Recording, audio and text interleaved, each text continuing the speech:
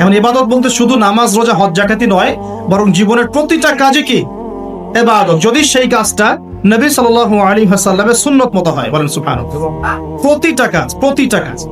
এই যে এমন কি স্ত্রী সহবাস করা, স্ত্রী সহবাস মানুষ কেন করে? এটা আমাদের প্রবৃত্তির চাওয়া। এটা প্রবৃত্তি দমন করার জন্য হালাল পথ প্রয়োজন, হারামে গেলে গুনাহ হয়ে যাবে। এই জন্য হালাল পথে গিয়ে স্ত্রী সহবাস মানুষ করে, এর মধ্য দিয়ে বংশবৃদ্ধি হয়। এই কাজটা তো আমরা আমাদের স্বার্থে করি। ইস্তেঞ্জা, পেশাব পায়খানা আমরা কার স্বার্থে করি? আমাদের স্বার্থে না অন্য কারোর স্বার্থে? খাওয়া দাওয়া কার জন্য খাই? নিজের জন্য না অন্যের জন্য? ঘুমাই কার স্বার্থে? আমার ভালোর জন্য না অন্যের ভালোর জন্য?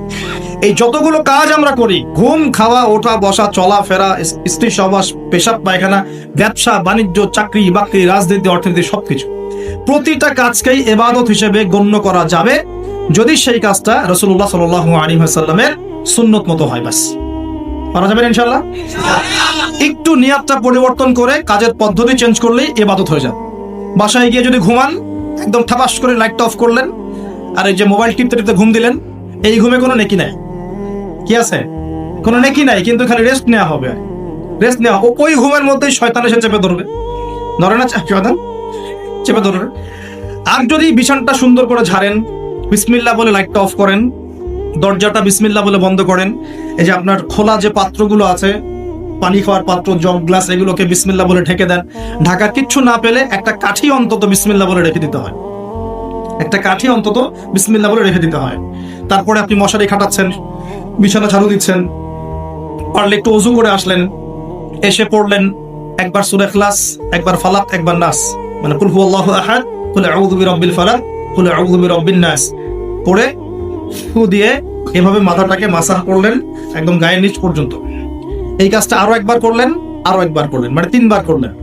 এরপর আয়াতুল কুরসি পড়লেন, সূরা বাকারার শেষের 2টা বা 3টা আয়াত পড়লেন, যদি সম্ভব হয় সূরা মুলকটা পড়লেন। ওটা পারছেন না? ঠিক আছে, 33 বার সুবহানাল্লাহ, 33 বার আলহামদুলিল্লাহ, 34 বার আল্লাহু আকবার পড়লেন। পরে ডান দিকে কাত হলেন, হাতটাকে গালের নিচে রাখলেন, রেখে বললেন আল্লাহুম্মা বিইসমিকা আমুতু ওয়া আহইয়া। কি বললেন? আল্লাহুম্মা বিইসমিকা আমুতু ওয়া আহইয়া। আচ্ছা, কিচ্ছু পারেন না, এত কিছুই পারলেন না, শুধু ডান দিকে কাত হয়ে এখানে গালের নিচে হাত রেখে বললেন আল্লাহুম্মা বিইসমিকা আমুতু ওয়া আহইয়া। এখন আপনি 4 ঘন্টা, 4.5 ঘন্টা, 5 ঘন্টা, 6 ঘন্টা ঘুমালেন। এই যে সময়টুকু ঘুমিয়ে আছেন, আপনি বিশ্বাস করেন এই ঘুমানোর কারণে আপনার আমল নামে নেকি লেখা হচ্ছে। ঠিক এভাবেই জীবনের প্রত্যেকটা কাজকে ইবাদতে পরিণত করা সম্ভব যদি আমরা একটা সূত্র মেনে চলি। সূত্র হচ্ছে 2টা। কয়টা? 2টা। এক, সেই কাজটা হবে আল্লাহর সন্তুষ্টির জন্য। কার জন্য? আল্লাহর সন্তুষ্টির জন্য। আর 2, সেই কাজটা হতে হবে আমাদের প্রিয় নবী মুহাম্মদুর রাসূলুল্লাহ সাল্লাল্লাহু আলাইহি ওয়াসাল্লামের তরিকা বা সুন্নত মোতাবেক। ব্যাস, শেষ। এভাবে আপনি জীবনের যে কোনো কাজ ইবাদত বানাতে পারেন। তাহলে এখন বলেন, 5 ওয়াক্ত নামাজ নবীর তরিকায় পড়া যাবে তো ইনশাআল্লাহ? নবীর তরিকায় নামাজ মানে ধীর স্থির ভাবে নামাজ। আমি এই তর্কে যাব না, হাত বাঁধবেন কোথায়, ঠিক আছে? ওই তর্ক সবাই করে না, এই মাসআলাগুলোকে নিয়ে যারা মুফতি আছেন তারা কথা বলেন। আমি মুফতি নই, অতএব এই মাসআলাগুলোকে নিয়ে আমি আপনাদের সাথে কোনো কথা বলছি না। আমি বলছি আপনাদেরকে, নামাজ প্রতিষ্ঠা করা, কায়েম করার মানে হচ্ছে নামাজটা হতে হবে নবীর মতো খুশু খুজুতে। খুশু খুজু কি জিনিস? নামাজটা ধীর স্থির ভাবে হবে। নামাজে কি পড়ছি সেটা বোঝার চেষ্টা করতে হবে। নামাজে কি বলছি আল্লাহর সাথে সেটা বোঝার চেষ্টা করতে হবে। নামাজে রুকুর অর্থ কি, তাসবিহ কি, সেজদায় আমি কি পড়ি, 2 সেজদার মাঝখানের দোয়ার অর্থ কি, তাশাহুদ, দরুদ, দোয়া মাসুরের অর্থ কি, নামাজের সেজদায় আমি বেশি বেশি দোয়া করতে পারছি কিনা, নামাজ পড়েও আমি গোনা থেকে বেঁচে থাকতে পারছি কিনা, এই বিষয়গুলো বেশি ইম্পর্টেন্ট। আমি বুঝাতে পারছি? নামাজ ধীর স্থির ভাবে, রিল্যাক্সে, তাড়াহুড়ো নাই, বুঝে বুঝে পড়ার চেষ্টা করবেন। আল্লাহ পাক তৌফিক দান করুন। যারা নামাজ ধরি ছেড়ে দেই তাদের জন্য একটা হাদিস। নবী সাল্লাল্লাহু আলাইহি ওয়াসাল্লাম বলেছেন, মান তারাকা সালাতান মুতাআম্মিদান ফাকাদ কাফার। মনে রাখবেন, নবীজি বলেছেন, কেউ যদি তার উপরে অর্পিত ফরজ নামাজ ছেড়ে দেয়, নামাজ পড়াকে জরুরি মনে করে না, ফাকাদ কাফারা, সে ব্যক্তি কুফরি করলো। বলেন নাউজুবিল্লাহ। নামাজ কি ছাড়বো ভাই ইনশাআল্লাহ? আল্লাহ পাক আমাদের সবাইকে 5 ওয়াক্ত নামাজি বানিয়ে দেন, বলি আমি। রমজান মাস আসার আগেই নামাজের স্পিড আবার ধরতে হবে, পারবো তো ইনশাআল্লাহ? আল্লাহ আমাদের সবাইকে কবুল করুন, বলি আমি। এবং রমজান মাসে সুস্থতার সাথে রোজা রাখার তৌফিক দান করুন। রমজান শব্দটা যখন এসেই গেল, তো আর দুটা কথা বলি। রমজান মাসের সবচেয়ে বড় বৈশিষ্ট্য হচ্ছে এই মাসে আল্লাহ পাক কোরআন নাজিল করেছেন। কি করেছেন? এখন সারা বিশ্ব জুড়ে একটা ইস্যু চলছে না, কোরআন ইস্যু, কোরআন পুড়িয়ে দেয় ইস্যু, মনে আছে? যে কোরআন পুড়িয়ে দিয়েছে, আমার দৃষ্টিতে তার চেয়ে বড় অধম সেই ব্যক্তি যে মুসলিম পরিবারে জন্মগ্রহণ করেও কোরআন তেলাওয়াত করা শেখে না। হয়তো আমার কথা বুঝতে পারছেন। কোরআন একজন পুড়িয়ে দিয়েছে, যদি আমার ক্ষমতা থাকতো ওর গর্দান নামাই দিতাম, কিন্তু তার চেয়েও বড় অপরাধী আমার কাছে আছে, আমাদের চোখে আছে। কে? যে মুসলিম পরিবারে 20-30-40 বছর থেকে আছে, মুসলিম সমাজে, মুসলিম পরিবারে নামাজে যায়, ইমামদেরকে চেনে, আলেমদের সাথে সম্পর্ক আছে, এরপরেও সে কোরআন তেলাওয়াত করতে পারে না। এ বড় অপরাধী আমার কাছে। কে বড় অপরাধী? এটা লজ্জার না? একটা মুসলিম পরিবারের থেকে আমি কোরআন তেলাওয়াত করতে জানবো না, লজ্জার না?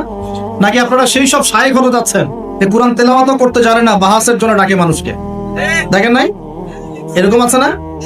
মনে হয় যেভাবে ইসলাম পালন করা যাবে। ইসলামের জ্ঞান অর্জনের প্রথম ধাপটাই হচ্ছে বিশুদ্ধ করে কোরআন তেলাওয়াত করা শিখা। প্রথম ধাপ কি?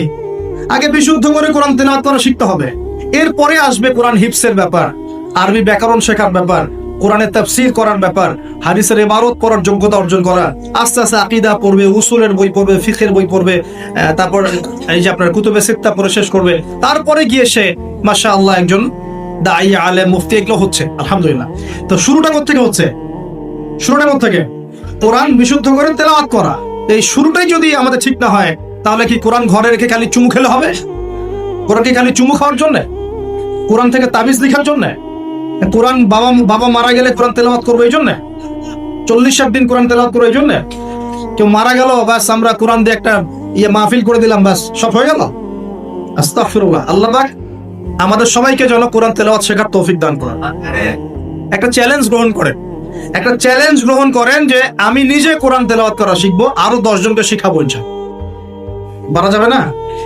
যদি এই একজন প্রত্যেকে যদি নিজে শিখি, আর প্রত্যেকে যদি 10 জন করে শিখাতে পারি, শোনেন, প্রত্যেকে যদি নিজে শিখি এবং নিজ নিজ পরিবার বা নিজের আমার আন্ডারে যারা আছে, মনে করেন আপনি একজন একটা গার্মেন্টস এর মালিক, আপনার আন্ডারে অনেক মানুষ চাকরি করে না? নিজে নামাজ পড়লেন, নিজে কোরআন তেলাওয়াত করা শিখলেন, আপনি যদি তাদেরকে নৈশকালীন কোরআন শেখান, সবার নেকি আপনি পাচ্ছেন না? আপনার পরিবার আছে, পরিবারে আপনি নামাজ পড়েন, এখন আপনি কোরআন তেলাওয়াত করতে জানেন, এখন আপনার মা, বোন, স্ত্রী, সন্তানদেরকে আপনি শেখালেন, এই পুরো পরিবারটা কোরআনওয়ালা হলো না? একটা সমাজের দায়িত্বশীল আমি। হ্যাঁ, চেয়ারম্যান সাহেব মনে করেন বললেন যে আমি নামাজ পড়ি, আমি কোরআন তেলাওয়াত করতে জানি, আমি এলাকার সব মানুষকে কোরআন তেলাওয়াত করা শেখাবো ইনশাআল্লাহ। পারা যাবে না? এভাবে যদি সবাই দায়িত্ব নেই, আমার বিশ্বাস 10 বছরের মধ্যে বাংলাদেশের 16 কোটি মানুষের কোরআন শেখানো যাবে। ওই দিন আর স্লোগান তুলতে হবে না যে আল কোরআনের আলো ঘরে ঘরে যাও, অটোমেটিকলি সবার ঘরে কোরআন জেলে যাবে, জানবে না? এই কাজটা না করে খালি স্লোগান দিলে কাজ হবে? বলেন তো কাজ হবে? এই যে একটা আয়াতই বললাম, গায়রুল মাগদুবি আলাইহিম ওয়ালাদ-দাল্লিন, এখন তো বুঝলেন আয়াতের অর্থ কি?